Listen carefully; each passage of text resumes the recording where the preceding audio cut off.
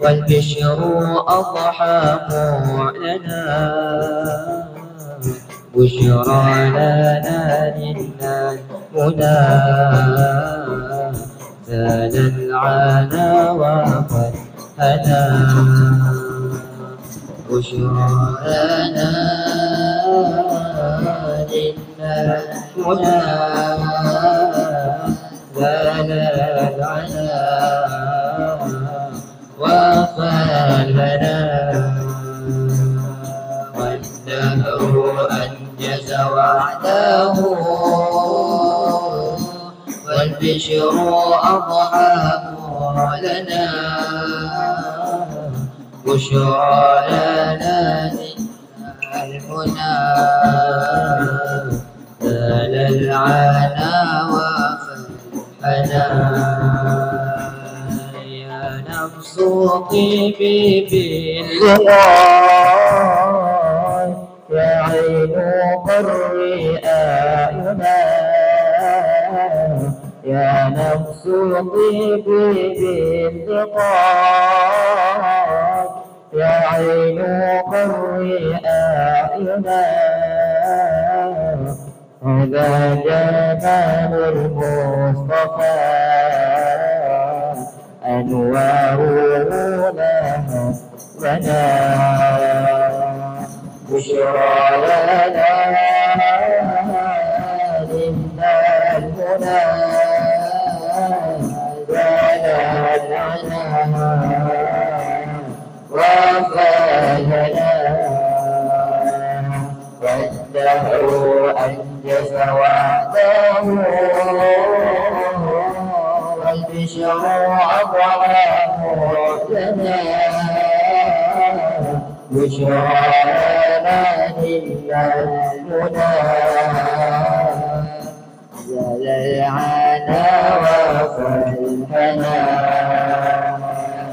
يا طيبة ماذا نقول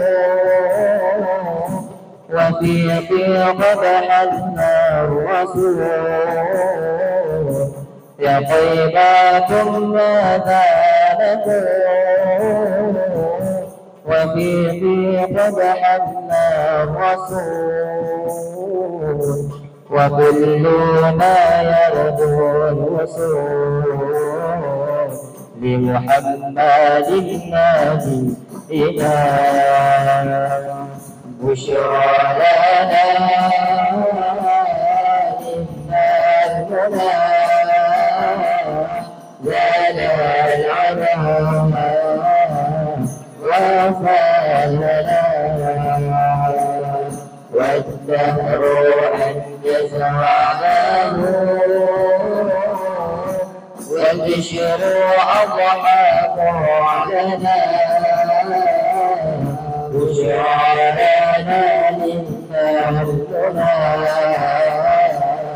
زال العنا وفلنا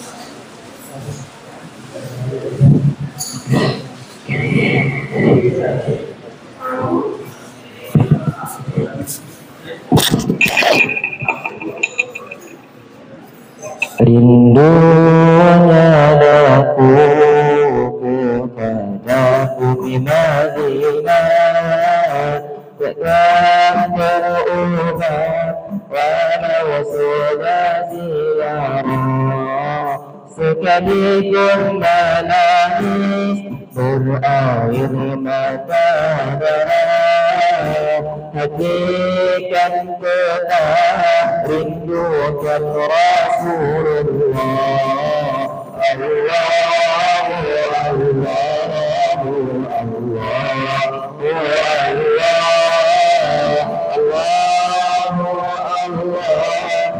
حبيبي رسول الله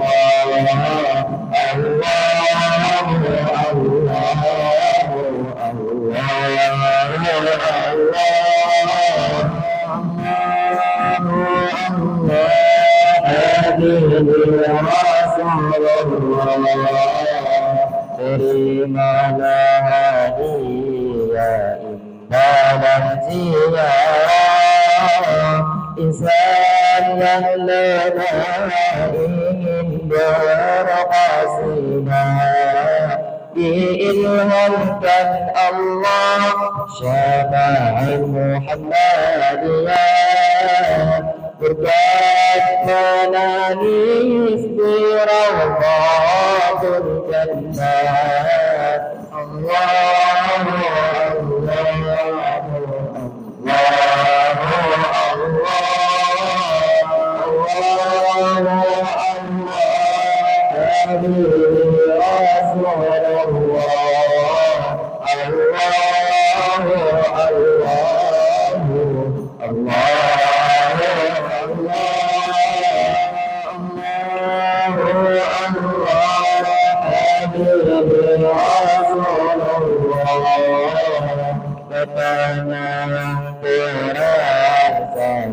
suka bercerai, nampak yang di belakang dan belakang serentak. Jinjang tempok Nabi sangat putih melapang, tiada berbagi unta makan tulang tirai.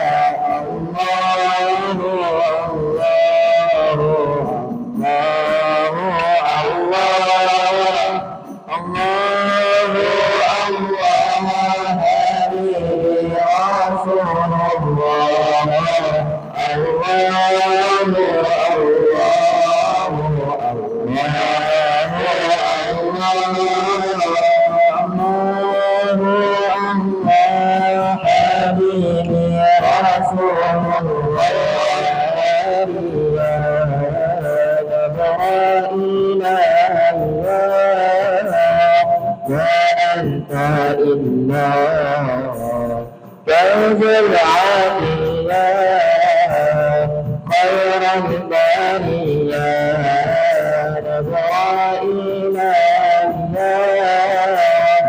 يا أنت إلا كنز العافية خير البرية نبرائيل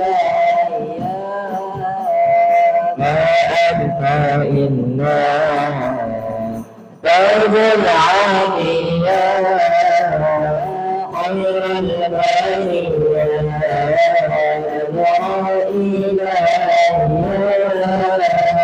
ما أنت إلا درب العافية يا بحر فضلي وتاج عدلي مدني بوصلي قبل المانية يا بحر فضلي وتاج عدلي مدني بوصلي قبل المانية خير البرية نزائنا يا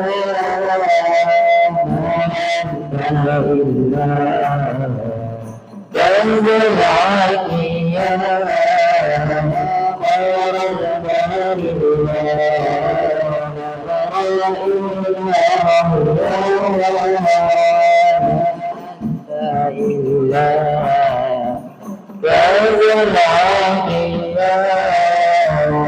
صلاة ربي عليك حبي ما دام قلبي بالذكر حيا صلاة ربي عليك حبي دام قلبي بالذكر حيا خير البرية نظرا إليا وأنت إياه كنز العافية خير البرية نظرا إليا وأنت إياه كنز العافية.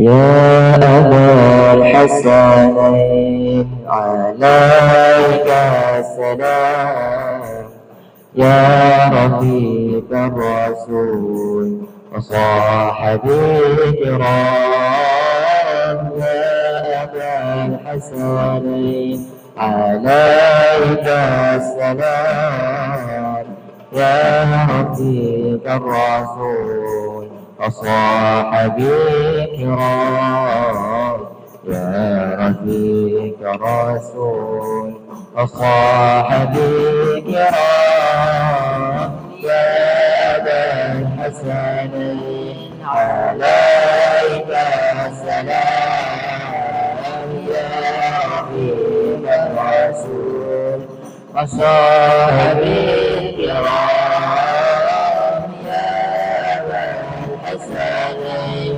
عليك السلام يا رفيق الرسول وصاحبي الكرام يا رفيق الرسول وصاحبي الكرام فارس الفرسان حافظ الإمام وأمير البيان حافظ الإمام فارس الفرسان حافظ الإمام وأمير البيان حافظ الإمام نصرة الإيمان حافظ الإمام ونصرة الإيمان حافظ الإمام ورسول الرسول وصاحبي الكرام وصاحبي الكرام يا أبا الحسنين عليك السلام يا رفيق الرسول وصاحبه الكرام يا أبا الحسنين عليك السلام يا رفيق الرسول وصاحبه الكرام يا رفيق الرسول وصاحبه الكرام.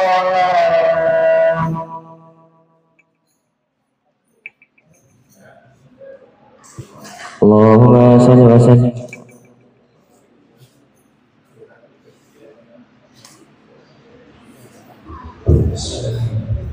Dijemput pada hari yang untuk masuk ke dalam dewan. Nanti saya akan bermula sebentar lagi. Belum saja dijemput pada para hadirin yang hadir yang berada di luar dewan untuk masuk ke dalam dewan. Kerana majlis akan bermula sebentar saja lagi. Terima kasih.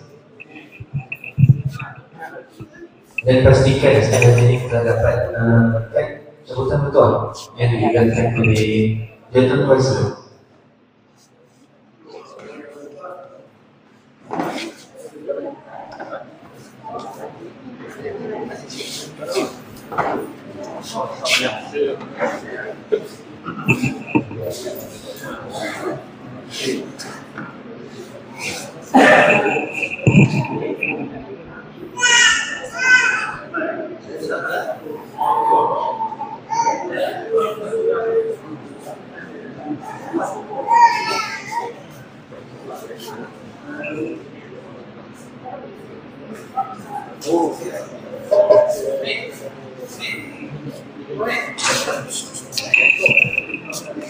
Sekali lagi jemput kepada para hadirin yang hadir untuk masuk ke dalam dewan, kerana majlis kita akan bermula sebentar sahaja lagi.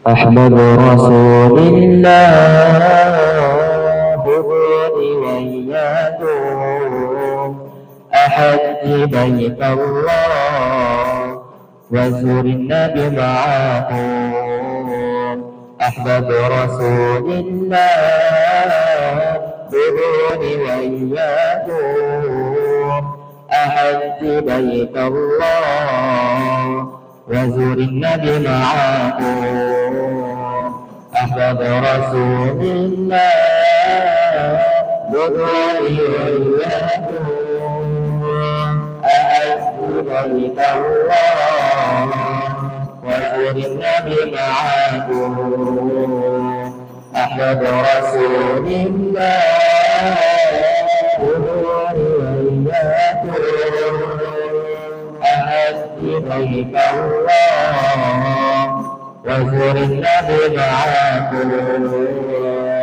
يا عشاق الهادي بقلب بشراكم قد لاح نور السام وضاء عيناكم يا عشاق الهادي بقلب بشراكم قد لاح نور السام وضاء عيناكم أحبب رسول الله قوم وإياكم أحج بيت الله وزر النبي معاكم أحبب رسول الله قوم وإياكم أحج بيت الله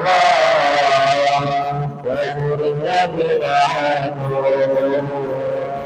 الله عليك الله واحكم يا محنا سبحان حماك برحمة المهدى الله عليك الله واحكم يا محنا سبحان حماك برحمة المهدى أحد رسول الله قرون وإياكم أحج بيت الله وزر النبي معاكم أحب رسول الله قرون وإياكم أحج بيت الله وزر النبي معاكم.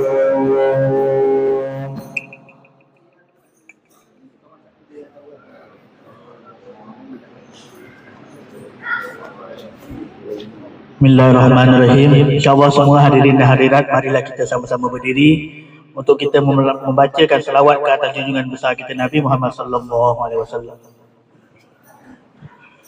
Sallallahu ala Muhammad sallallahu alaihi wasallam. Sallallahu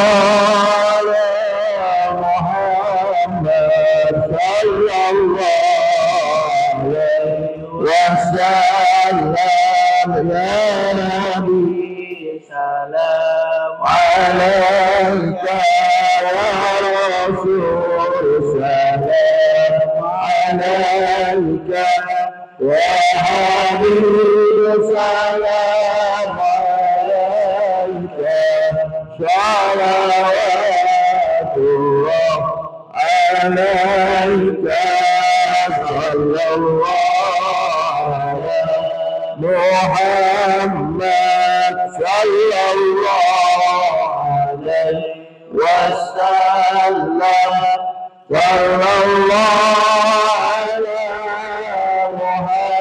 محمد صلى الله عليه وسلم أشرق البدر علينا فانتفت منه القدور مثل حسنك ما رأينا قط يا وجه السرور صلى الله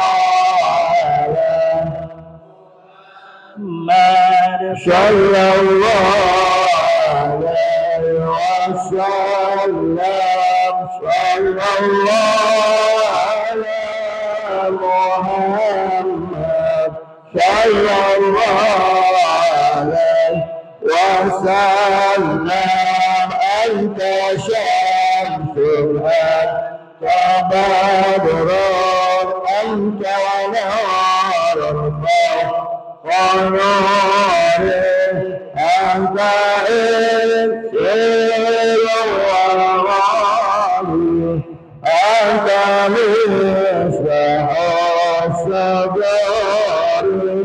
صلى الله على محمد صلى الله عليه وسلم صلى الله على محمد صلى الله عليه وسلم يا حبيبي يا محمد يا عروس الخاف في قلبي يا مؤيد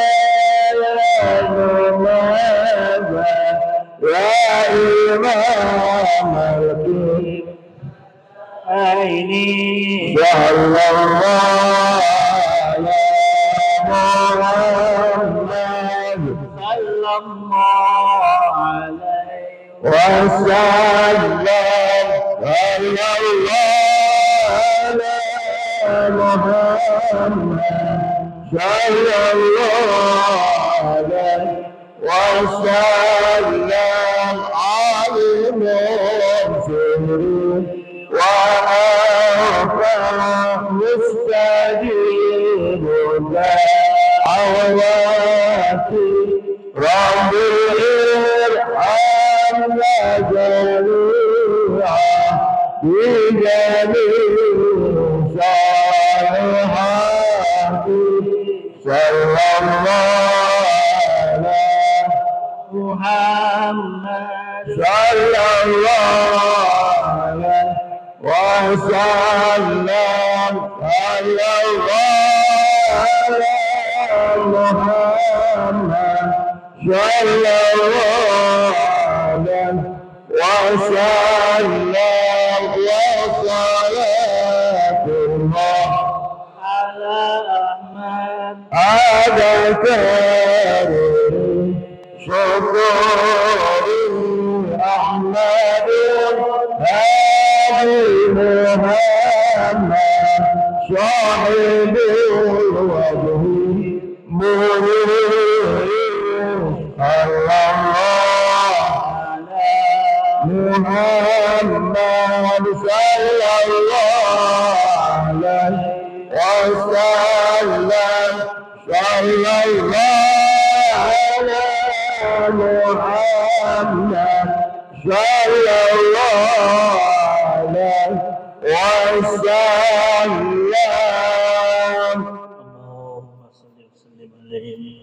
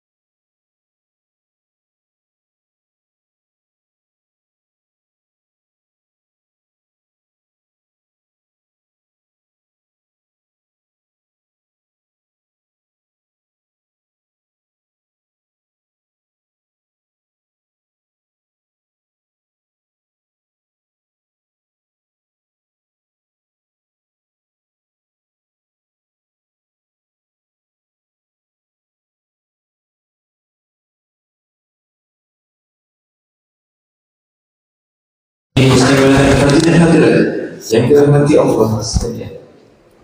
Masih ucapkan Alhamdulillah. kau ngalirkan ke sana. Setinggi-tinggi Ini biar macam pujian dan syukur kita panjatkan kehadirat Allah Subhanahu Wa Taala kerana dengan izin dan limpah kurnia kita dapat berhimpun pada malam yang penuh berkah ini.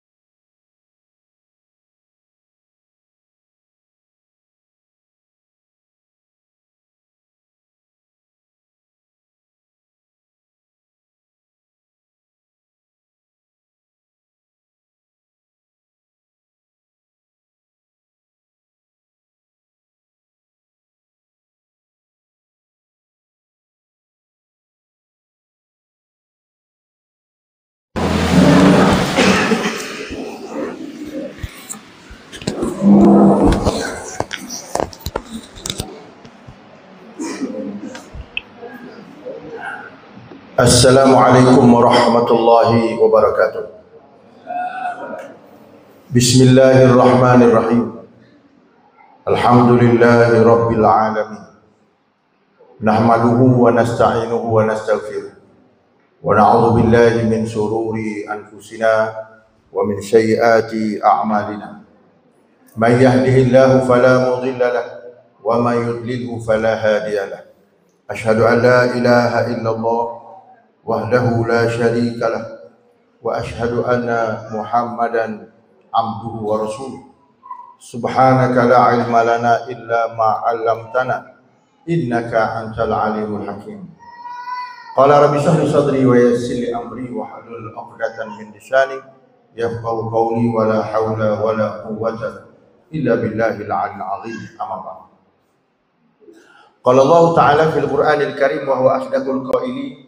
Rabbana wab'ats fihim rasulan minhum yatlu 'alaihim ayatika wa yu'allimuhumul kitaba wal hikmah wa yuzakkihim innaka antal 'azizul hakim. Wa qala an-nabiy sallallahu alaihi wasallam badal islamu gharib wa yas'udu kama bada'a fatuba lil ghuraba atau kama qala an-nabiy sallallahu alaihi wasallam.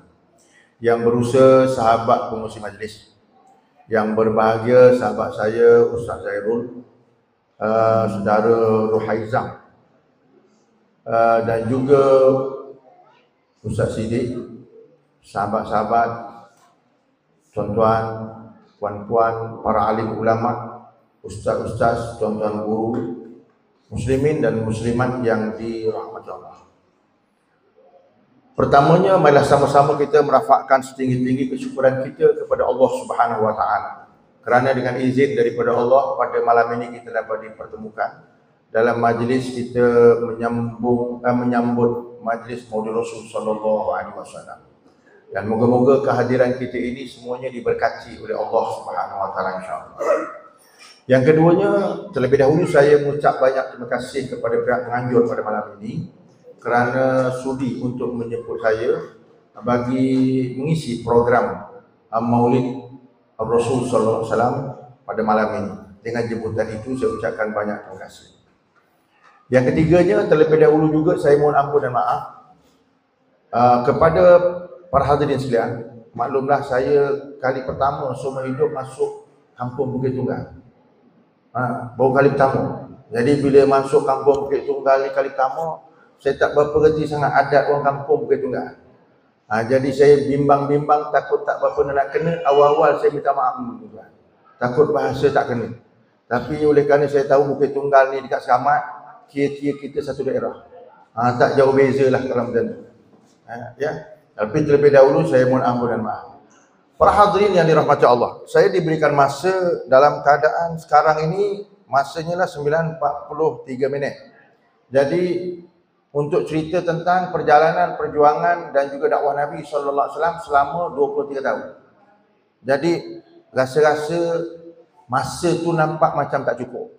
Jadi saya pada malam ini, para hadirin sekalian, ambil paling ringkas ya, untuk sama-sama kita menyoroti sejarah junjungan besar kita Nabi Muhammad sallallahu alaihi wasallam. Oleh kerana tajuknya ialah Maulid Rasul, saya tak cerita tentang Maulid Rasul. Sebab kenapa? Saya yakin tuan-tuan dah tiap-tiap tahun dengar majlis Rasul. Nabi lahir bila, siapa yang suka dengan Nabi lahir, semua tuan-tuan dah biasa dengar. Cumanya tuan-tuan tak jadi penceramah walaupun dah biasa dengar. Jadi saya malam ni jadi penceramah atas jemputan tuan-tuan. Saya ajak untuk tuan-tuan menyoroti apa dia pesanan-pesanan Nabi kita Muhammad sallallahu alaihi wasallam. Para hadirin yang dirahmati Allah, sebagai bayangan apa yang saya nak sebut. Kita sekarang ni berada pada tahun 1447 Hijrah dan pada tahun Masihinya 2020. Kita berada pada tahun 1447 Hijrah. Kalaulah saya bagi satu bayangan bahawa ataupun satu misalan, kita ni 1447 digambarkan sebagai gerabak kereta api. Sebagai gerabak kereta api. Maknanya saya dan tuan-tuan dan puan-puan muslim-muslimat semua duduk berada dalam gerabak yang ke 1447. Artinya kalau satu persoalan dan bayangan yang kita boleh gambarkan, bila kita duduk dalam gerabak yang ke 1447, memang yakin sungguh kepala gerabak tak nampak. Kepala gerabak kita tak nampak. Kenapa? Sebab kereta api Senandung Malam tu Malaysia 14 gerabak, kena selikur Bukit Siput, kepala dia pun tak nampak. Ini apatah lagi 1447. Jadi oleh kerana kita ni telah jauh ditinggalkan oleh junjungan besar kita Nabi Muhammad SAW, bagi nak menyambung tadi yang gerabak akhir kita tadi tu dengan kepala dia, Nabi letakkan satu guideline supaya apa? Gerabak tu tak putus.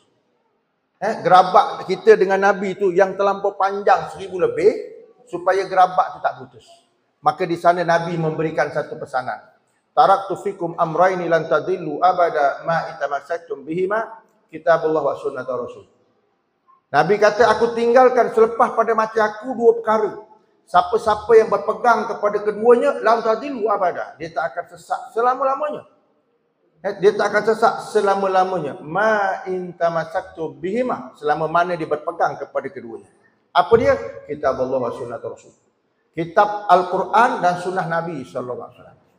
Maknanya berdasarkan apa yang disebut oleh Nabi ini, kita berada di zaman mana, di ketika mana, di bumi mana, selama mana kita pegang dua pesanan daripada Nabi SAW ini, kita tidak akan sesat. Siapa kata? Nabi SAW.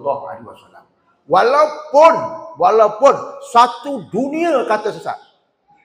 Saya ulang balik tuan-tuan, kita berada di gerabak yang 1447, 1447, maka kita jauh dengan Nabi. Tetapi untuk kita tak lari daripada kepala gerabak tadi tu, Nabi kata pesan, selagi mana kita berpegang kepada Al-Quran dan hadis Nabi, Nabi kata lam tadillu abada, tidak akan sesat selama-lamanya. Itu kenyataan daripada Nabi. Walaupun satu dunia nak kata kita sesat. Boleh faham tuan? Saya punya statement tu, saya akan gambarkan ujung saya punya ceramah malam ni. Baik. Para hadirin yang dirahmati Allah.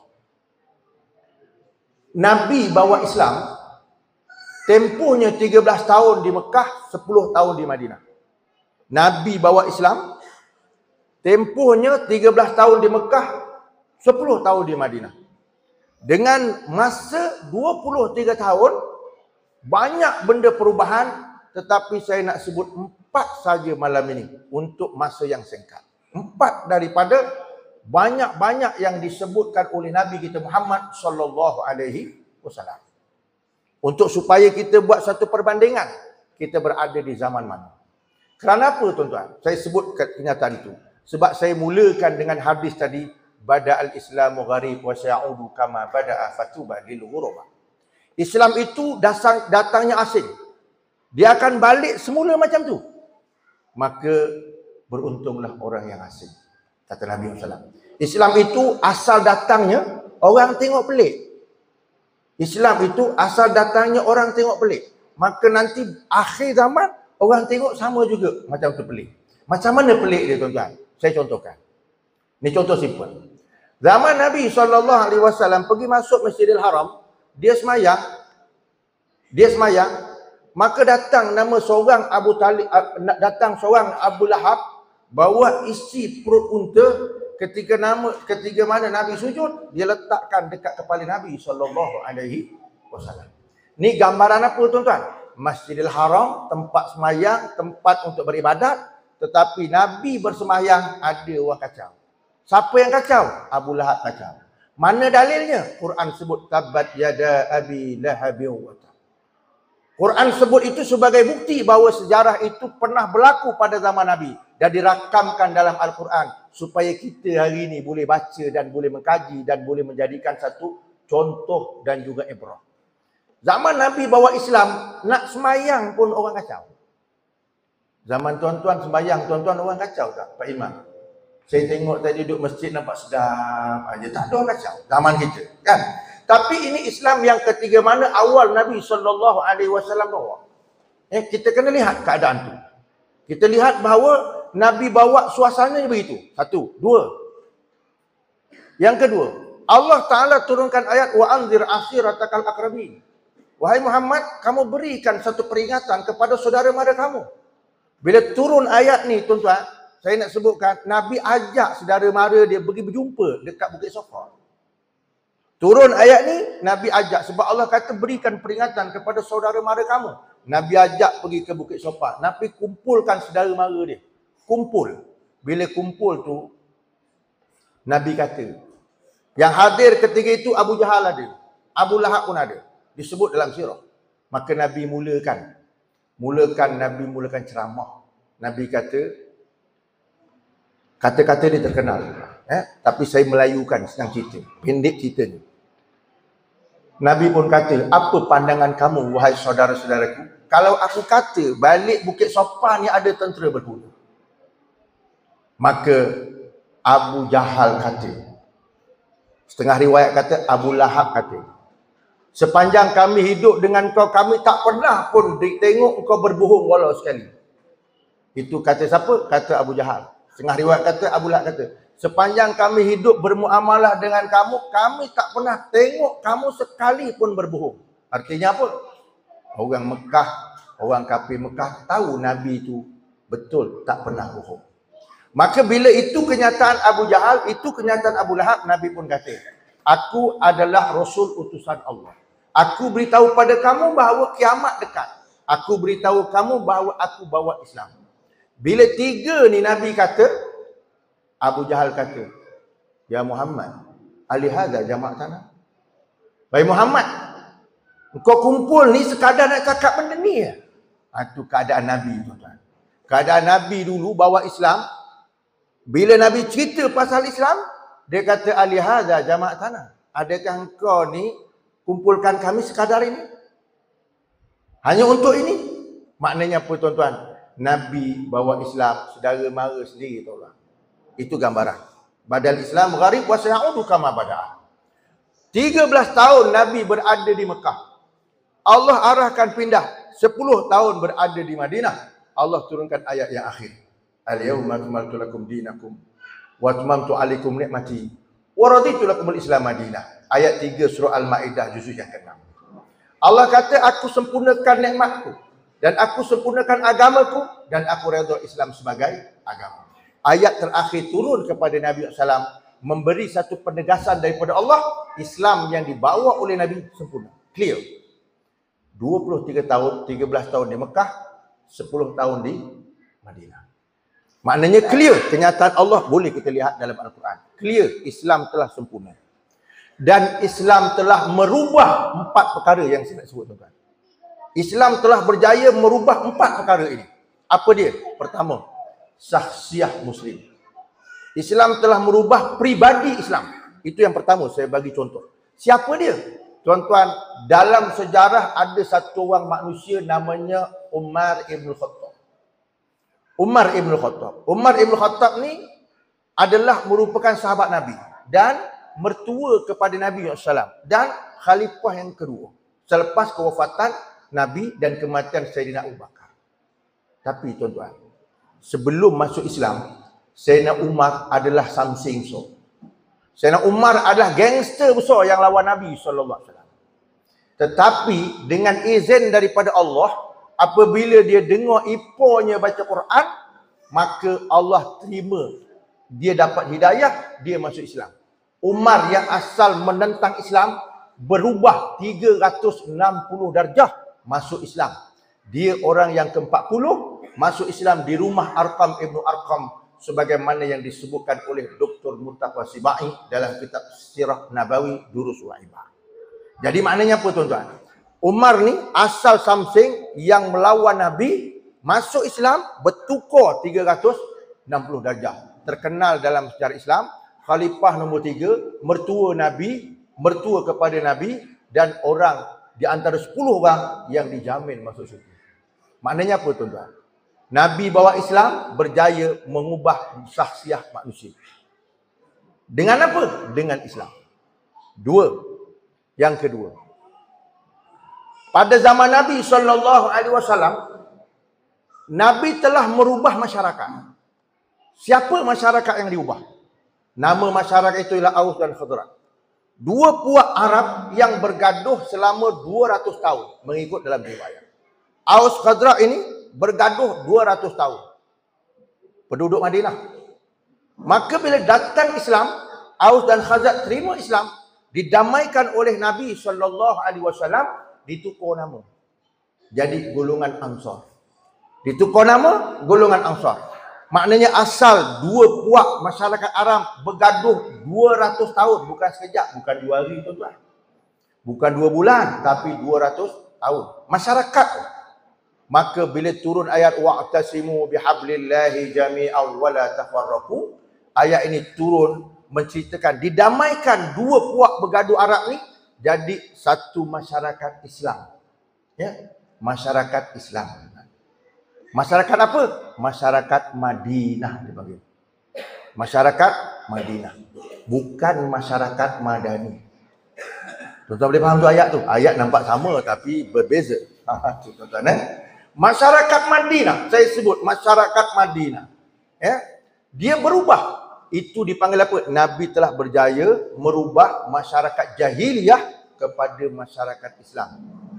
360 darjah berubah dengan membawa Islam. 2. 3. Nabi telah berjaya merubah tamadun. Saya nak sebut bagi hujah ni tuan-tuan, nak bagi ringkas mudah faham. Nabi telah berjaya merubah tamadun. Tamadun apa yang diubah? Sebelum Nabi jadi Rasul, tamadun dia lah namanya tamadun jahiliyah.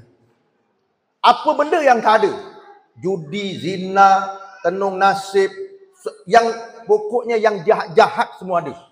Tetapi dalam tempoh 23 tahun, Nabi 23 tahun, 13 tahun Mekah, 10 tahun Madinah, maka masyarakat yang dipanggil jahiliyah berubah kepada masyarakat Islam sepenuhnya. Sehingga Allah kata baldatun tayyibatun wa rabbun ghafur. Satu negara yang baik yang mendapat keampunan daripada Allah. Ini Allah sendiri yang menyatakan. Jadi artinya apa tuan-tuan? Dengan Islam, Nabi telah berjaya merubah tamadun. Merubah tamadun. Dalam tempoh berapa? 23 tahun. 4. Nabi telah berjaya merubah sistem. Sistem yang ada pada zaman jahiliyah telah berjaya diubah oleh Nabi total 100%. Sistem kerangka daripada individu sampai kepada sebuah negara telah berjaya diubah oleh Nabi sallallahu alaihi wasallam. Apa manhajnya? Al-Quran. Apa rujukannya? Islam. Kenapa saya kata demikian tuan-tuan? Almarhum Dr. Muhammad Syed Ramadan Al-Buti kata, daripada Nabi berada di Mekah, pindah ke Madinah.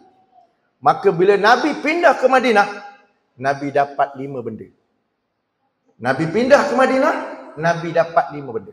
Apa 5 benda tu? 1. Nabi dapat Al-Qiyadah. Al-Qiyadah tu dipanggil kepimpinan. 2. Nabi dapat Al-Mustami'ah. Mustami'ah tu masyarakat. 3. Nabi dapat Al-Hakimah. Undang-undang. 4. Nabi dapat Al-Ardu. Bumi ataupun tanah. 5. Nabi dapat daulah. Kedaulatan.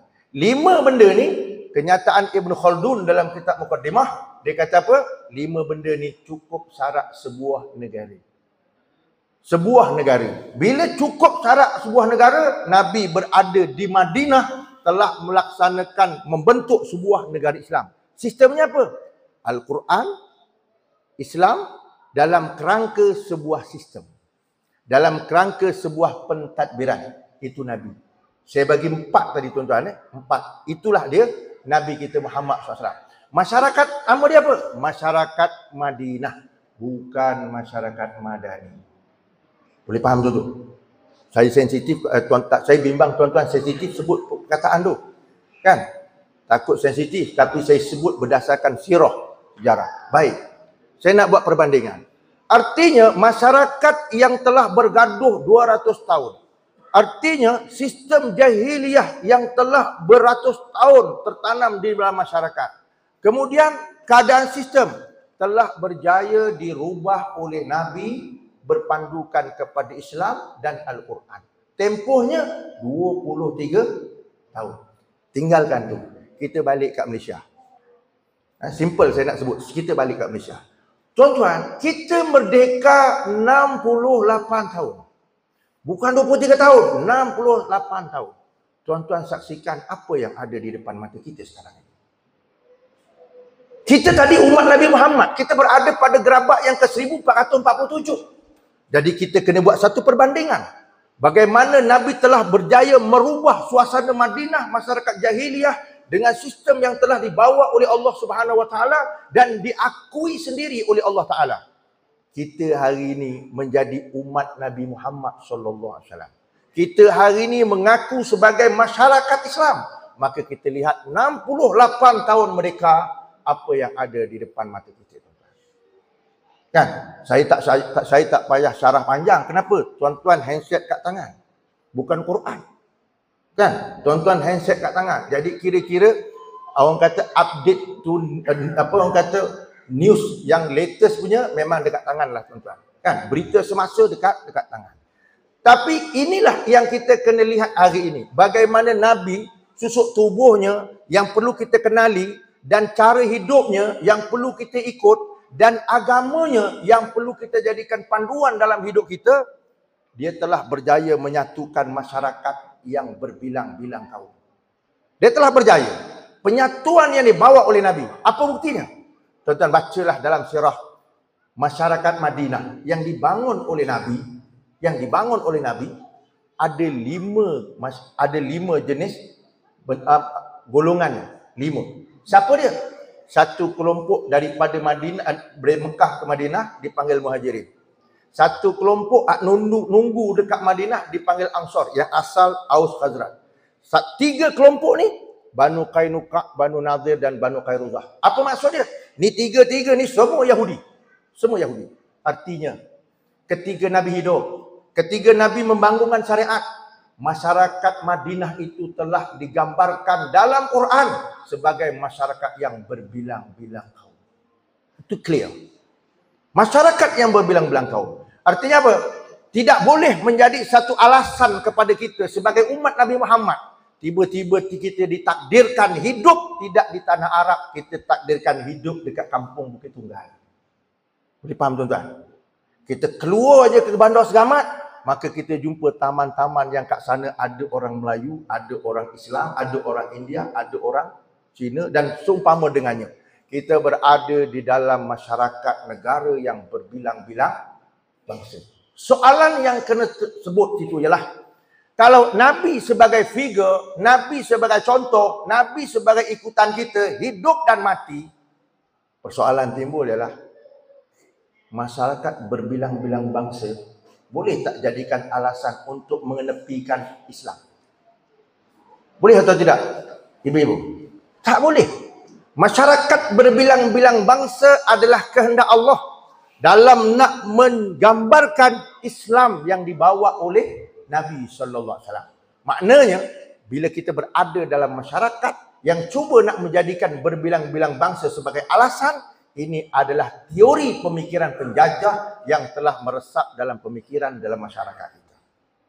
Yang kedua, kita lihat bahawa persatuan ataupun bersatu di dalam apa juga keadaan, maka Islam meletakkan, Nabi telah berjaya menyatukan masyarakat Islam dan bukan Islam atas dasar Islam. Nabi telah berjaya menyatukan puak-puak Arab dalam keadaan bangsa Arab disatukan atas dasar Islam. Sehingga Allah turunkan ayat dalam Quran, ya ayuhan nasu inna khalaqnakum min dzakari wa unsa wa ja'alnakum syu'uban wa qabaila lita'arafu. Wahai manusia, kami jadikan kamu laki perempuan, daripada laki perempuan kami jadikan berbilang-bilang bangsa. Tujuannya apa? Lita'arafu, untuk kenal mengenal. Artinya apa? Berbilang-bilang bangsa Allah Ta'ala sendiri dalam sebut dalam Al-Quran tidak boleh dijadikan alasan. Jadi menunjukkan kepada kita tuan-tuan, penyelesaian masalah hari ini, penyelesaian masalah dunia maupun masalah masyarakat maupun masalah negara, Nabi telah tunjuk lebih awal bagi menyelesaikan masalah ini. Jadi artinya, kalau hari ini kita mendepani ataupun kita lihat ataupun kita dengar ataupun kita dapat maklumat bagaimana gambaran Islam yang telah digambar burukkan oleh Barat hari ini sehingga sampai kat tempat kita, maka kita kena jaga-jaga. Tuan-tuan dan puan-puan muslimin muslimat yang dirahmati Allah, kita kena jaga-jaga. Kenapa?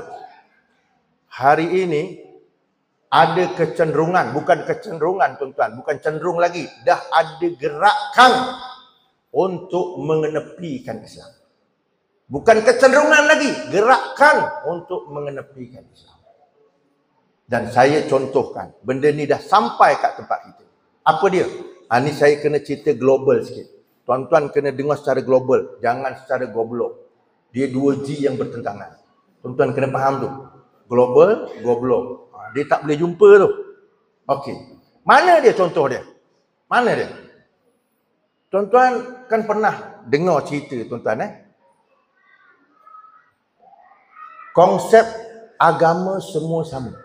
Pernah dengar? Konsep agama semua sama. Okey. Saya nak bawa konsep ni untuk supaya kita memahami betapa Islam dapat mendepani perkara ini, tetapi Islam digambar burukkan. Baik.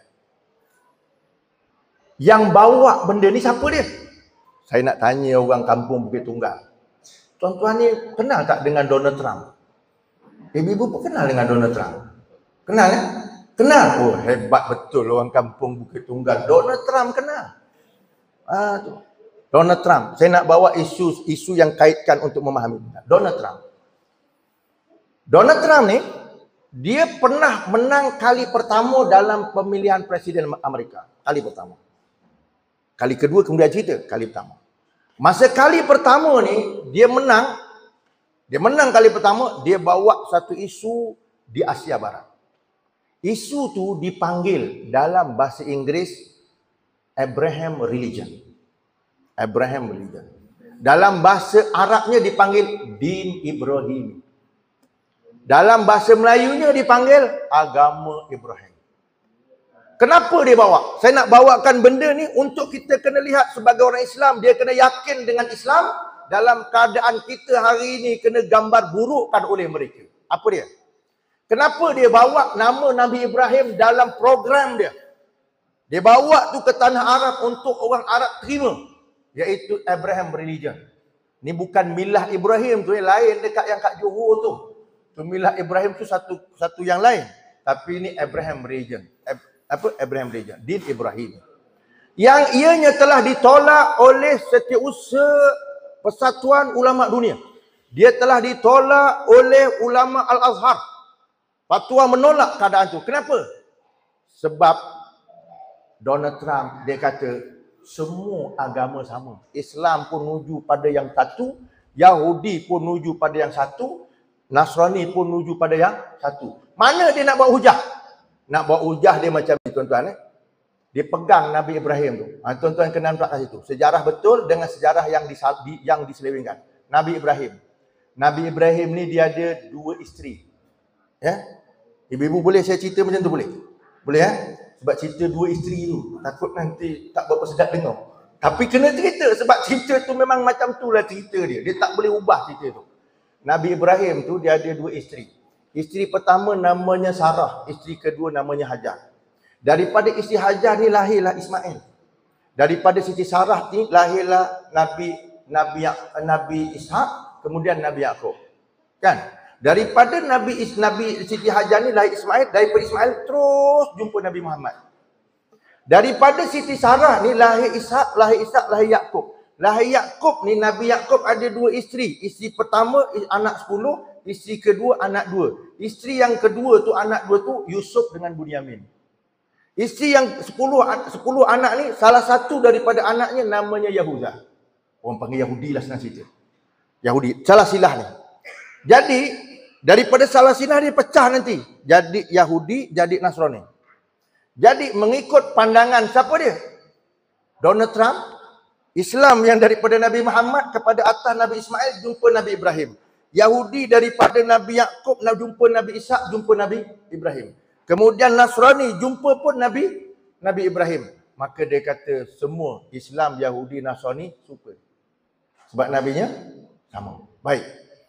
Daripada Nabi Ibrahim sampai Nabi Muhammad beribu tahun berlaku penyelewengan sejarah.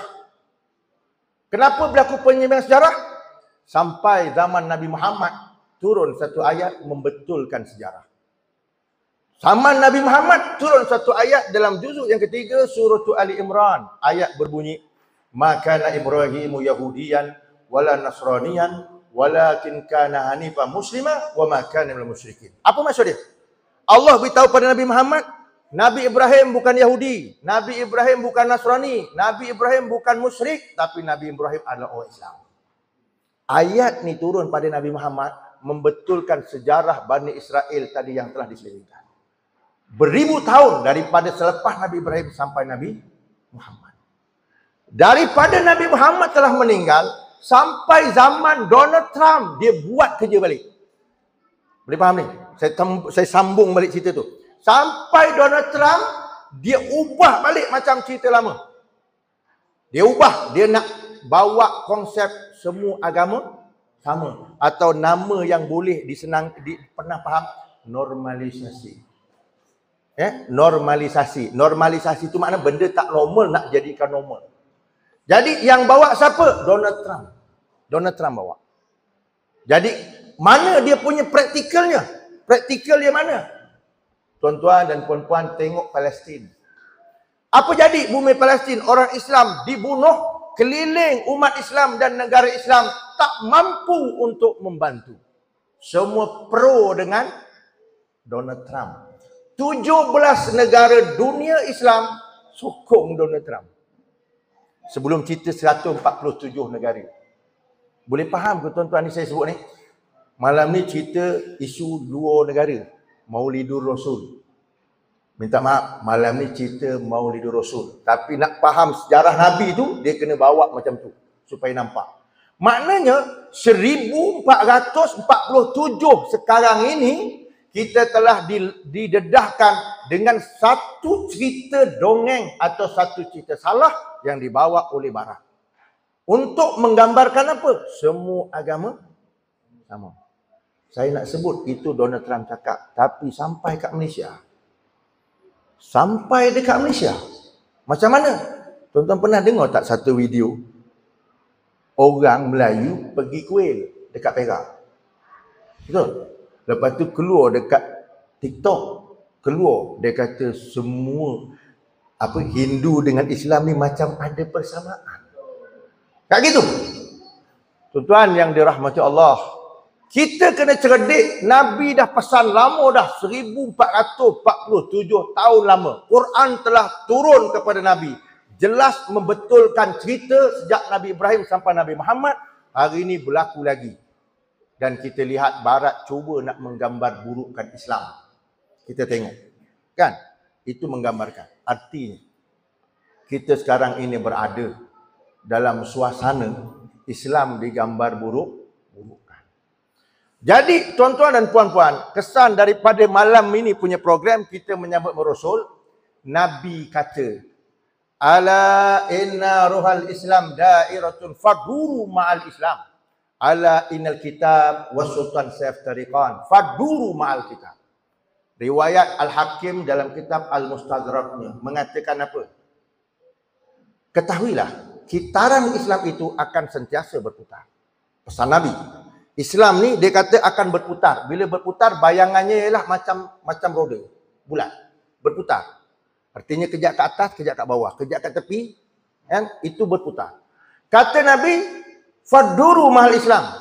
Kamu kena berada di mana Islam berada. Dia ke atas, kamu kena ke atas. Dia kat bawah, kamu kena kat bawah. Jangan pisah daripada Islam.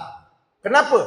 Ala innal kitab wa sultan sayf tariqan. Nabi kata, kamu nanti akan jumpa satu zaman Al-Quran yang jadikan panduan oleh Nabi dengan kuasa memerintah, dia akan berpisah. Maknanya apa? Zaman Nabi SAW, dia bawa Islam berpandukan Quran, berjaya membuat ataupun menggambarkan Daulatul Islamiyah fil Madinah. Sebuah sistem negara Islam di Madinah. Telah berjaya. Tapi akhir zaman nanti, kita akan tengok pemerintahan, dia tak ikut Quran. Dia pisah.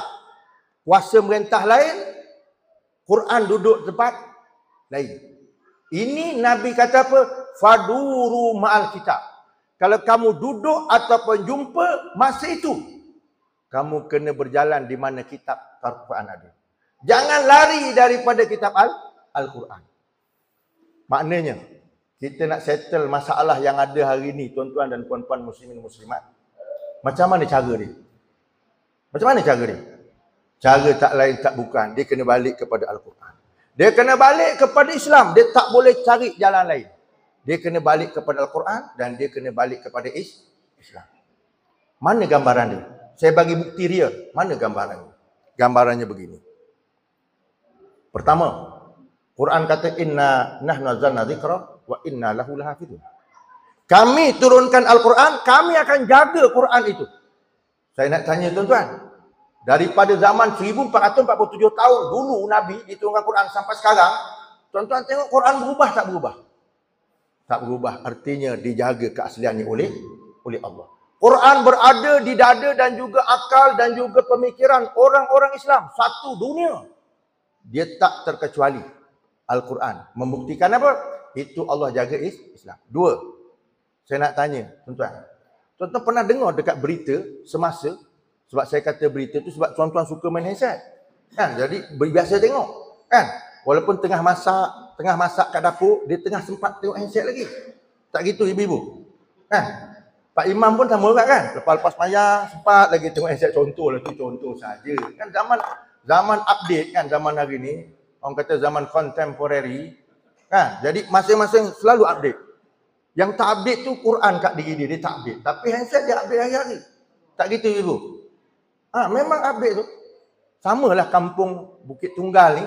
Kan? Walau dalam dunia dialah yang paling tunggal. Tak ada tempat lain. Kan? Tapi macam tu lah keadaan dia. Tapi apa yang saya nak sebutkan, dalam berita, pernah tak dengar cerita? Pejuang Hamas di Palestin, pejuang Hamas yang ada sayap ketenteraan namanya Brigade Al-Qassam, pernah tak dengar cerita, berita kata, bahkan dunia kata, dia kalah? Pernah dengar tak? Tuan-tuan pernah baca dalam berita, dia kalah? Pernah dengar? Yang kita pernah tengok, rumah dia hancur, masjid dia hancur, Gaza kena bom, hancur. Tetapi ada tak statement dia kalah? Tak ada kan? Artinya, kuasa besar dunia, tentera paling hebat, duit paling banyak, undang-undang dunia dia pegang. Apa orang kata, paling kuat lah. Siapa dia? Amerika. Tak mampu untuk membunuh Islam di Palestin. Ini bukti kata Nabi, la tazalu ta'ifatum min ummati zahirina 'alal haq la yadhurruhum man khazalahum. Akan ada kelompok manusia yang berjuang untuk menegakkan agama Allah Subhanahu wa taala, tidak mampu mereka untuk didurruhum, dimudaratkan, dimusnahkan hatta ya'ti amrullah, hingga datang ketetapan daripada Allah. Maka mereka itu berada di mana? Hum fil Baitul Maqdis wa kana fil Baitul Maqdis. Mereka berada di Baitul Maqdis dan sekeliling Baitul Maqdis. Kita telah melihat hari ini dunia telah menggunakan apa juga cara, termasuk PBB. Termasuk PBB. 147 negara dunia mengiktiraf Palestin, tetapi Amerika dengan kuasa veto dia seorang, dia batalkan balik semula. Tapi yang saya nak sebutkan apa? Dia tak mampu untuk membunuh orang Islam di Palestin. Kenapa? Kenyataan daripada Nabi. Dan saya yakin mereka memang tak mampu untuk membunuh. Dan itu tanda-tanda Islam bakal bangkit. Itu tanda-tanda Islam bakal bangkit. Tapi tanda-tanda Islam bakal bangkit ni, dalam keadaan kita kepala pening. Mana tak peningnya? Ibu-ibu bela anak 10, tangan masing-masing ada handset. Pening ke tak pening? Pening kan? Ibu-ibu jaga laki seorang, tapi handset tangan 2. Pening tak pening? So, saya contohkan kan? Ibu-ibu jaga laki seorang, tapi suami ibu-ibu tu tangan dia 2 handset. Pening tak pening? Pening tak pening? Ada contoh tuan-tuan, ni zaman pening. Zaman pening ni. Tetapi Islam menggambarkan macam mana nak settle perkara tu. Saya sebut awal dalam mukadimah saya punya ceramah tadi. Saya baca ayat 129 Al-Baqarah juzuk pertama. Rabbana wab'as fihim rasulan minhum yatlu alaihim ayatika wa yu'allimuhumul kitab wal hikmah wa yuzakkihim. Ayat ini adalah merupakan doa Nabi Ibrahim yang diaminkan oleh Nabi Ismail tatkala selesai buat Kaabah di Mekah. Settle aja, dia pun duduk, dia pun baca doa Rabbana wab'as fihim rasulan minhum. Apa makna doa ni? Saya nak ceritakan doa ni, nanti kita akan tengok di bumi Palestin. Doa ni berbunyi, Ya Allah, utuskan di kalangan mereka itu rasulan. Kalau orang mengaji bahasa Arab, ayat tadi berbunyi rasulan, dia tak sebut rusulan. Seorang. Rasulan tu seorang, mufrad. Kan? Singular, bukan plural. Orang kampung Bukit Tunggal tahu ke singular plural tahu? Tahu dah? Kalau tak tahu, kita tanya balik kan, tanya anak. Kalau tak sempat, tanya Google lah. Tanya Google kan, senang. Artinya, ayat yang didoakan oleh Nabi Ibrahim, dia kata, Ya Allah, utus kepada mereka seorang Rasul. Padahal lepas Nabi Ibrahim, sebelum pada Nabi Muhammad, Rasul ramai. Tapi dia sebut seorang. Siapa seorang tu? Maka di sana, dalam tafsir Ibn Katsir, didatangkan satu hadis daripada Imam Al-Hakim dalam kitab Mustadrak, nak menyebutkan siapa yang disebut oleh Nabi Ibrahim tu. Maka Nabi kata begini. Apabila ada satu orang tanya dengan dia, dia kata, Ya Muhammad, man anta? Sahabat tanya Nabi, man anta? Wahai Muhammad, engkau ni siapa sebenarnya? Kalau saya tanyalah tuan-tuan, tuan-tuan kan dah ikut Maulid Rasul dah banyak tahun. Kalau saya tanya, Nabi Muhammad tu siapa? Agak-agak boleh jawab tak? Macam mana Pak Imam? Boleh jawab tak? Tak, ni kita dah 1447 kan? Dah biasa dengar ceramah. Maulid Rasul. Kalau ditanya, Nabi Muhammad siapa? Agak-agak boleh jawab tak, Mak? Kita tanya Pak Imam sebab apa? Yang lain semua makmum. Kan? Tak, saya nak sebutkan, kalau kita ni jadi umat Nabi Muhammad dengan kata tadi, orang kata, pengusi kata tadi, kita belajar Syama'il Muhammadiyah, mesti kita kenal Nabi. Kan? Lepas tu kita panggil macam-macam ustaz untuk buat majlis merusul. Soalannya, kenal tak kenal Nabi kalau ibu-ibu ni? Kenal tak? Kenal ya? Oh, kalau saya jawab, ikut jawab sahabat tanya tu. Sahabat ni dia hidup dengan Nabi, semayang belakang Nabi, tengok muka Nabi, tapi tanya lagi, man anta ya Muhammad? Engkau siapa? Tanya lagi, padahal hidup dengan Nabi, kita ni tak pernah hidup pun dengan Nabi. Kan? Jadi sahabat ni tanya, Nabi jawab. Nabi jawab macam ni jawapan ni. Jawapan ni ada kaitan dengan doa, ada kaitan dengan Palestin. Baik. Apa kaitan dia? Dia kata, ana dakwatu Ibrahim. Aku ni kata Nabi, aku adalah Nabi yang merupakan doa Nabi Ibrahim. Artinya rasulan kat situ adalah Nabi Muhammad SAW. Nabi Muhammad belum lahir tapi Nabi Ibrahim dah sebut dah. Dah sebut kedatangan Nabi Muhammad SAW. Dia belum lahir, kita belum buat majlis maulud malam ni, tapi Nabi Ibrahim dah sebut Nabi Muhammad. Kata Nabi Muhammad, aku ni Nabi merupakan doa Nabi Ibrahim. Sebab tu dihimpunkan nama Nabi Muhammad dengan nama Nabi Ibrahim dalam ibadat sembahyang kita kayak akhir. Kita tak pernah pisahkan perkara itu menjadi satu benda hak yang wajib. Kerana cerita ni disebut secara jelas dalam Al-Quran dan hadis Nabi. Yang kedua, Nabi kata, ana busra Isa alaihi salam. Aku ni adalah berita gembira yang Nabi Isa bawa. Nabi Isa dengan Nabi Muhammad, Nabi Rasul terakhir sebelum Nabi Muhammad. 500 tahun lebih. Tetapi Nabi Isa kata, wa idh qala Isa ibn Maryam ya bani Israil inni rasulullah ilaikum musaddiqan lima baina yadayya min at-taurah wa mubasysyiran bi rasulin ya'ti min ba'di ismihi Ahmad. Ayat 6 surah Shaf juz 28. Nabi Isa kata, aku ni rasul yang membenarkan kitab Taurat Nabi Musa. Aku ni rasul dan aku membenarkan kitab Nabi Musa, dan aku beritahu lepas aku meninggal, lepas aku tak ada ni, Nabi Muhammad tu sebagai Nabi. Artinya Nabi Muhammad 500 tahun lebih belum datang, tapi orang Bani Israel kenal Nabi Muhammad SAW. Lepas tu kalau saya nak tanya tuan-tuan dan puan-puan sekalian, antara orang Melayu dengan orang Yahudi, siapa lebih kenal Nabi? Kalau ibu-ibu nak jawab apa? Melayu dengan Yahudi, siapa lebih kenal Nabi? Yahudi. Kenapa pula jawab Yahudi? Yahudi tak pernah buat maulid. Ibu-ibu tuan-tuan buat maulid tiap tahun. Bila tanya siapa kenal Melayu dengan Yahudi, siapa lebih kenal? Dia kata Yahudi juga. Kenapa? Inilah dia sejarahnya. Quran kata, alladzina atainahumul kitab ya'rifunahu kama ya'rifuna abna'ahum wa inna fariqam minhum la yaktumunal haqqa wa hum ya'lamun. Juzuk suratul Baqarah, juzuk yang kedua, muka surat yang kedua daripada juzuk 2. Ayat belatah sekali. Orang-orang ahli kitab mengatakan bahawa mereka kenal Nabi macam anak-anak dia. Dia tak pernah jumpa Nabi tapi kenal Nabi macam anak sendiri. Itu dia. Boleh faham tuan-tuan? Boleh faham tuan-tuan? Boleh faham ibu? Jangan nanti keluar ni balik tu, tadi ustaz cerita apa? Entah, aku pun tak tahu. Jangan. Tak, saya nak sebutkan, itu yang kedua. Yang ketiga. Yang ketiga inilah yang Nabi sebut ada kaitan zaman kita. Apa kata dia? Wara'at ummi nurun adha'at kusurusan.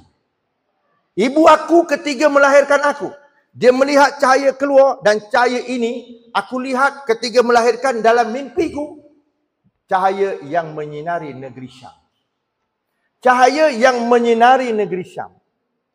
Kalau saya tanya Pak Imam, negeri Syam ni mana, Mam? Kat mana, Mam?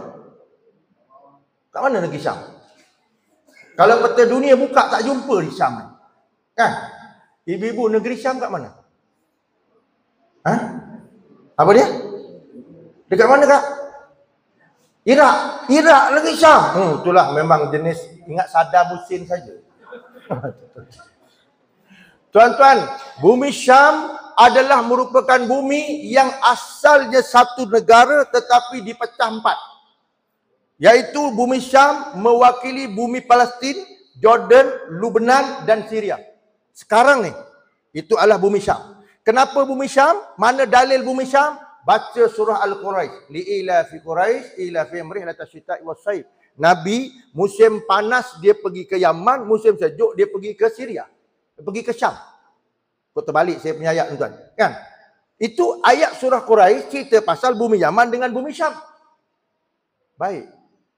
Kata ulama berdasarkan hadis-hadis, maknya mimpi cahaya menyinari negeri Syam. Maka Imam Ismail Ibn Kathir dan begitu juga ulama-ulama menanggapi hadis itu dengan fi akhir zaman Syam takunu maqalan lil Islam. Pada akhir zaman nanti bahawa negeri Syam menjadi tempat ibu negara pemerintahan umat Islam. Ini kenyataan dalam hadis yang disebutkan oleh Imam Al-Hakim menghuraikan ayat 129 suratul Baqarah juzuk yang pertama. Maknanya apa? Bumi Syam sekarang ini yang sedang bergolak, Syria bergolak, Jordan bergolak, Lebanon pun bergolak, Palestin bergolak. Kita tengok bukan sekadar bergolak. Daripada 1948 Israel Yahudi masuk bumi Palestin, 2025 Gaza hampir habis.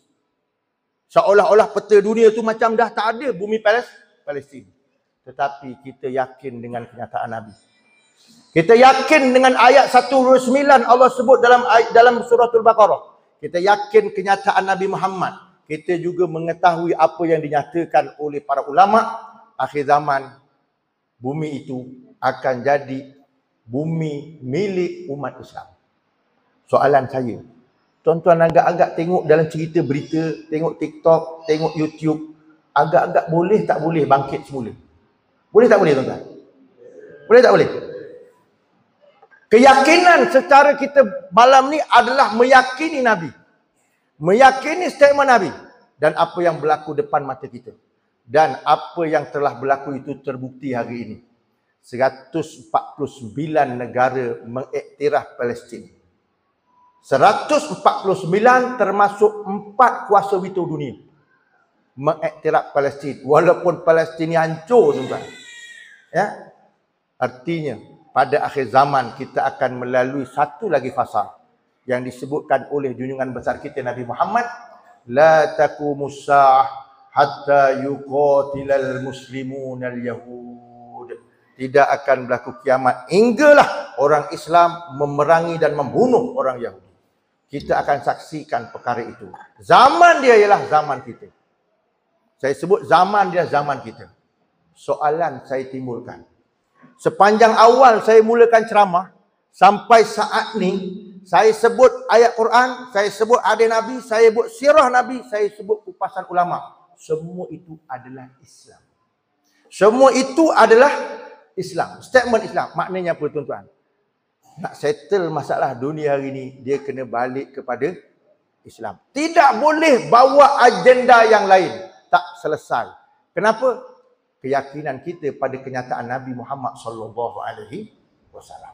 Dan saya tanya beberapa sahabat saya yang balik haji dan balik umrah.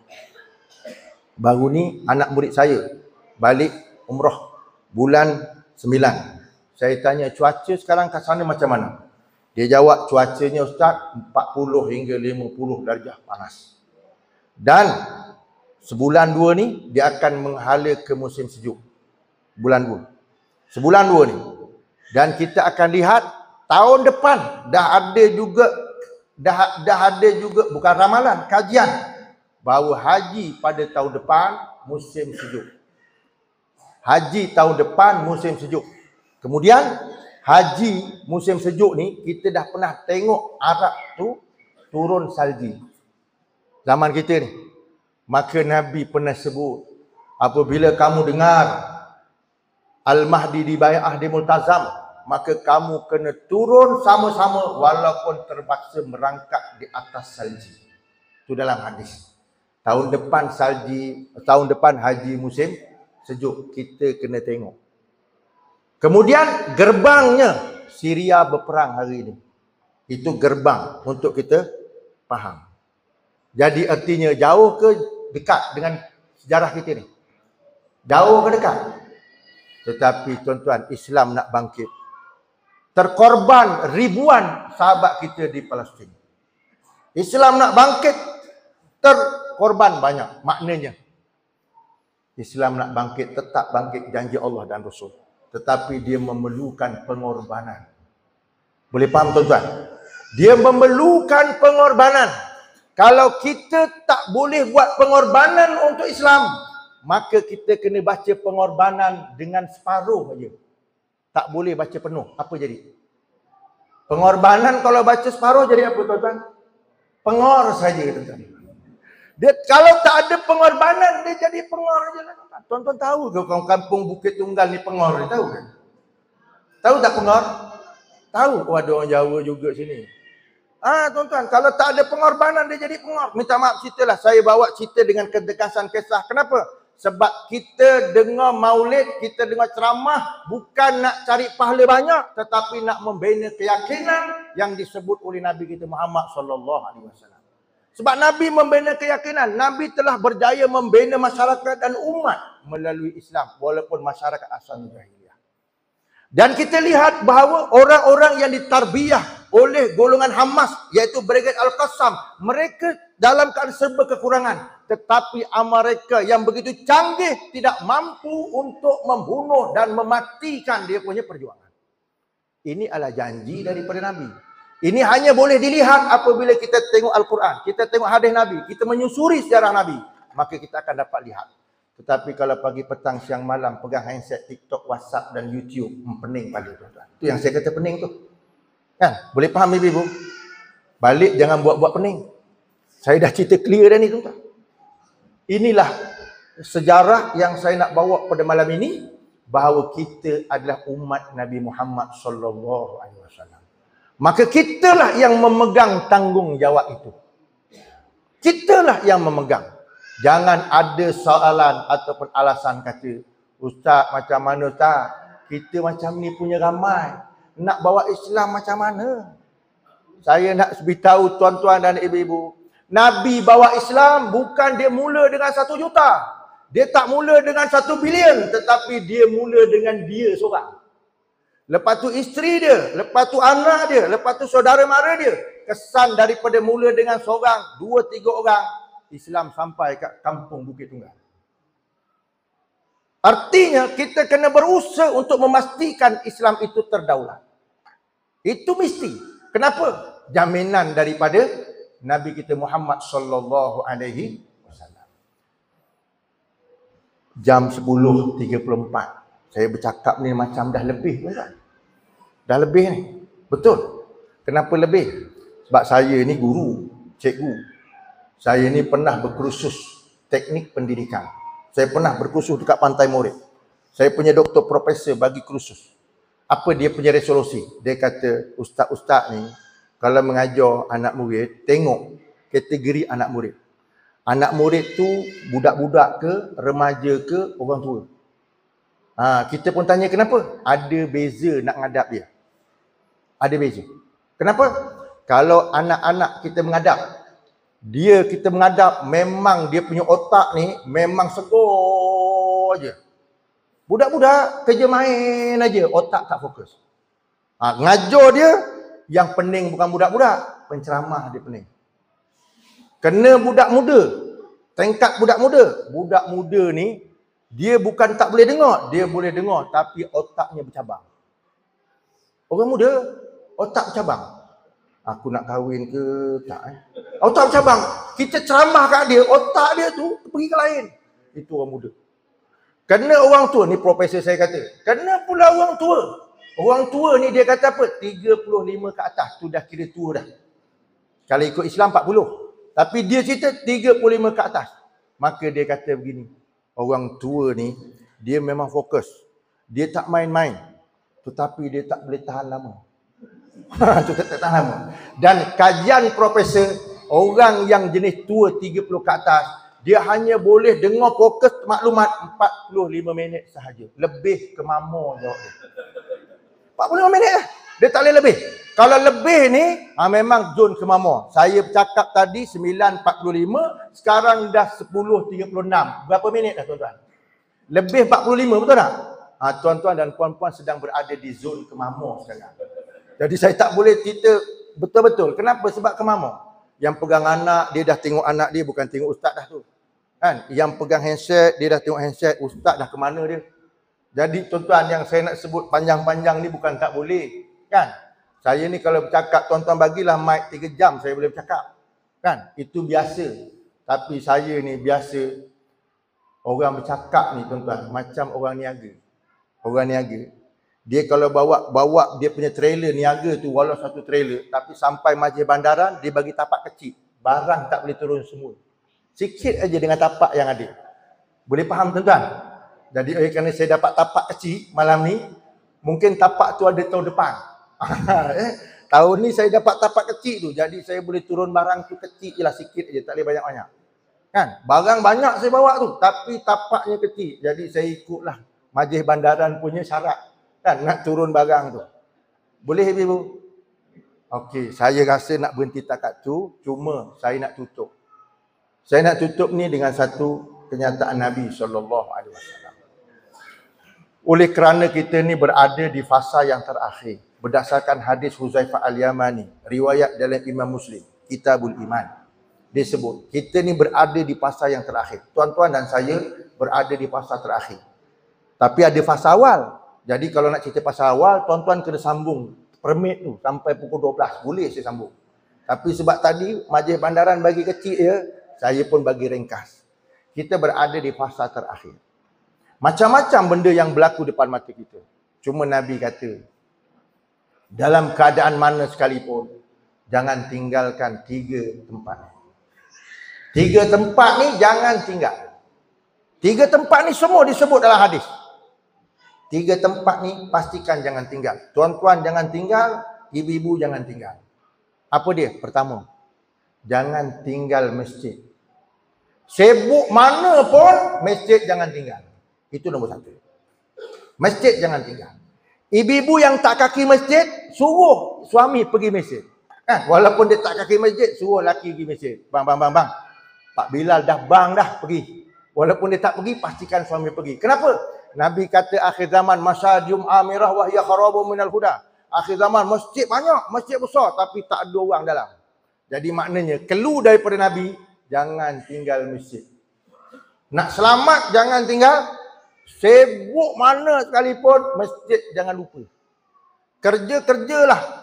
Kampung Batu, Bukit Tunggal ni kerja apa? Orang kampung kerja apa?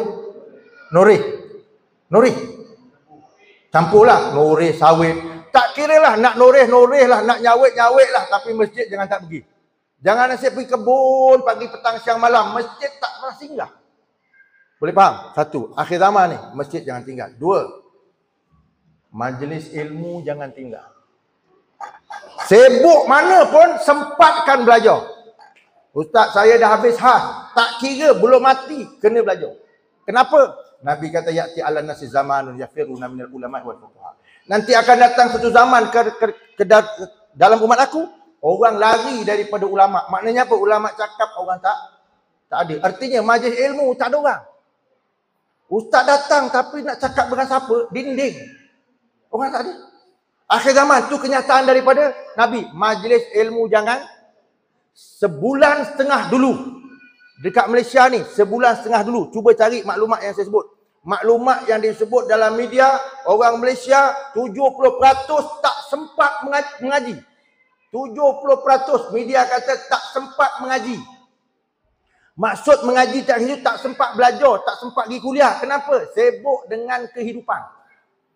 Pagi kerja, petang kerja, malam buat kerja. Itu. Jadi nak belajar tak sempat. Artinya, bila masyarakat digambarkan, perangkaan kata 70%, maknanya tuan-tuan, 70% Malaysia ni masyarakat mudah kena tipu. Sebab tak belajar. Tak belajar. Orang hari ni bukan nak tanya ustaz, dia tanya ustaz Google. Pula zaman hari ni lagi baru, ustaz AI. Tahu tuan-tuan, ibu-ibu ustaz AI? Tahu tak? Bukan AI yang satu lagi tu. AI tu programmer. Tuan-tuan jangan silap dengar tuan-tuan. Jangan silap dengar saya kata. Tu saya punya joke je tuan-tuan. Tapi kalau tuan-tuan jenis orang cerdik, fokus, memang faham saya kata. Tapi kalau tak tu, memang sampai tidur pun mimpi lain. Boleh faham tu? Tuan-tuan orang hari ni dia tak buka Quran, dia buka AI, dia buka Google. Sikit-sikit tanya, ustaz ni betul tak betul? Google sekejap. Quran dia tak buka. Kan? Buka Quran ni bila? Nak kahwin baru buka Quran. Nak sunat baru buka Quran. Nak mati baru buka Quran. Tu dia. Betul ibu-ibu? Tu. Bayangkan sedangkan besok mati, malaikat tanya wa ma imamuka, jawabnya Quran imamku. Tapi besok malaikat tanya wa ma imamuka, jawab handset lah aku punya imam. Nak jawab lagu mana? Tak gitu? Okey, tu nombor dua. Nombor dua. Saya bagi satu contoh apa yang berlaku depan mata kita. Jangan tinggal majlis ilmu. 3. Jangan tinggal ulama. Jangan tinggal ulama. Kenapa saya kata jangan tinggal ulama? Saya nak tanya tuan-tuan kat sini, Quran boleh baca tak? Ibu-ibu Quran boleh baca? Sejahil-jahil, sebodoh-bodoh orang Islam, dia tahu baca Quran. Paling sikit Fatihah dia boleh baca. Betul tak? Tetapi dalam keadaan dia boleh baca Quran, dia tak tahu nak menghukum ataupun nak ambil hukum. Istimbat Al-Quran tu hukum dia. Dia tak mampu. Yang itu kena ulama. Yang itu kena ulama. Dia tak tahu apa isi kandungan hadis Nabi. Yang itu kena ulama. Dan keadaan itu, suasana yang berlaku hari ini, yang disebut dalam Al-Quran, yang disebut dalam hadis, hanya diketahui oleh para ulama. Hanya diketahui oleh para ulama. Maka kata ulama juga begitu berdasarkan hadis Nabi. Ulama ni dia akan tahu kalau peristiwa tu belum datang, dia tahu dulu. Tapi orang munafik dah hancur lebur baru dia tahu. Jadi kita perlu kepada ulama. Jadi ulama jangan tinggal. Kenapa? Sebab nak faham Islam. Jadi kat mana-mana ada ulama ni, pergi cari. Faham, cari ulama. Jangan cari lain. Kenapa? Bila cari lain, dia dah tak jadi ulama, dia jadi ulur dalam semak. Tu jaga-jaga. Jaga. Betul. Saya bukan lawak ni. Saya bukan lawak. Kenapa saya sebut 3 ni? Kerana orang barat, dia nak hancurkan Islam dengan 3 juga benda. Saya sebut 3 tadi tu. Barat dia nak hancurkan Islam dengan 3 benda. Apa 3 benda? Ni saya sebut ringkas. Ringkas-ringkas pun mungkin pukul 11. Satu. Hadmul usrah. Hancurkan institusi kekeluargaan. Hancurkan institusi kekeluargaan. Dia nak runtuhkan Islam, hancurkan institusi kekeluargaan. Nabi kata, aqa ummahu wa birrasadiqahu wa jafa abahu. Nanti kamu akan tengok orang durhaka pada mak, muliakan kawan, biarkan bapa. Sekarang ada tak? Macam itulah zaman kita. Jadi kata Nabi tu, jangan tinggal ulama. Kenapa? Barat dia kaji nak hancurkan Islam, hancurkan institusi kekeluargaan. Hancur. Anak dah tak hormat mak bapak dah. Kawan dia punya hormat. Mak bapak panggil sebelah je, tak dengar. Member mesej Kuala Lumpur sampai. Tak gitu? Okey, itu satu. Dua. Apa dua tu? Hadmut ta'lim. Barat ni dia nak hancurkan Islam, dia kata hancurkan institusi pendidikan. Hadmut ta'lim tu institusi. Ibu-ibu tengok sekarang. Apa jadi? Apa yang keluar daripada pusat pendidikan? Mati Zara Kirana. Kan? Lepas mati Zara Kirana, jatuh tingkat 3 sebab bergenam. Kan? Lepas tu ICU dekat Kulai. Semua sekolah. Artinya apa? Pusat pendidikan tidak melahirkan orang yang ada akhlak, tetapi melahirkan golongan buli. Kan? Ini tujuannya apa? Orang barat dah menyusup masuk untuk menghancurkan Islam secara senyap. 3. Hadmul kurwah. 1 hadmul usrah, 2 taklim, 3 hadmul kurwah. Iaitu hancurkan ikutan dia. Hancurkan ikutan dia. Siapa ikutan dia? Ulama. Ulama dihancurkan. Orang tengok ulama tak berapa minat. Tapi orang tengok artis minat. Kan? Orang tengok ulama patah tengkuk. Tahu? Tengok ulama patah tengkuk. Baru dengar 15 minit patah tengkuk. Tapi tengok artis tak ngantuk-ngantuk. Tak gitu? Tuan-tuan, betul tak? Tengok ustaz, muka ustaz 15 minit ngantuk lah. Tapi bagikan bola sebiji, mana ada orang tidur dekat studio? Tak jumpa tuan-tuan. Tapi kalau dekat masjid ada orang tidur. Tak gitu?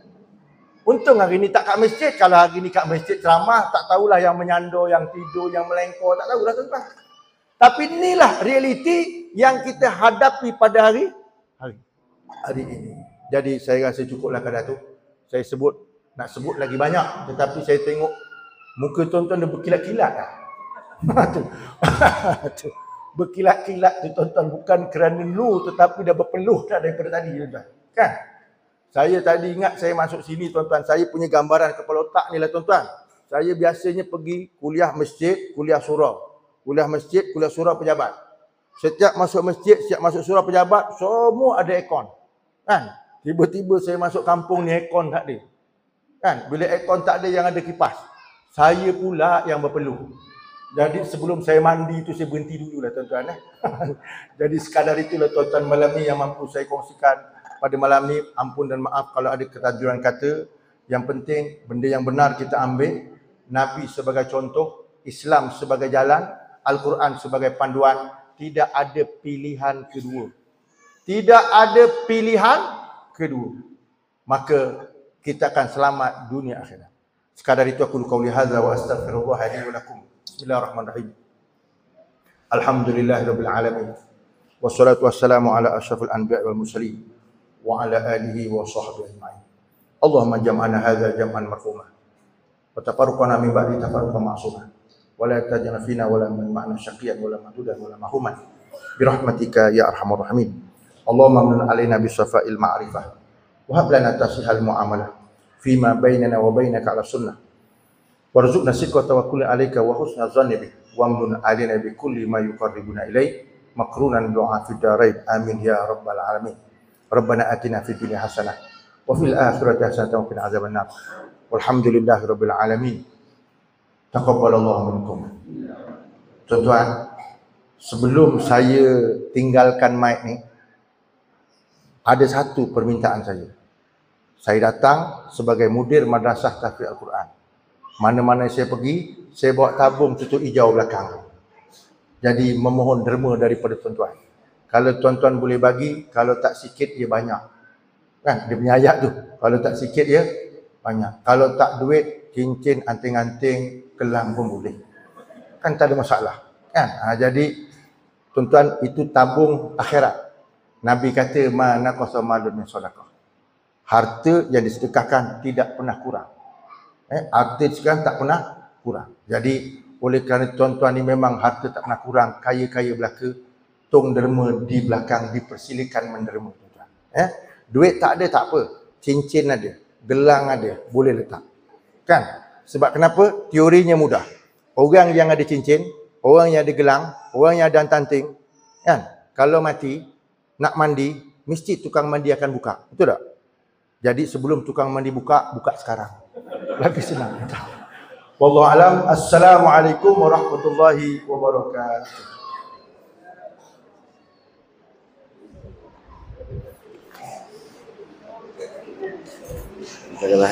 Waalaikumsalam.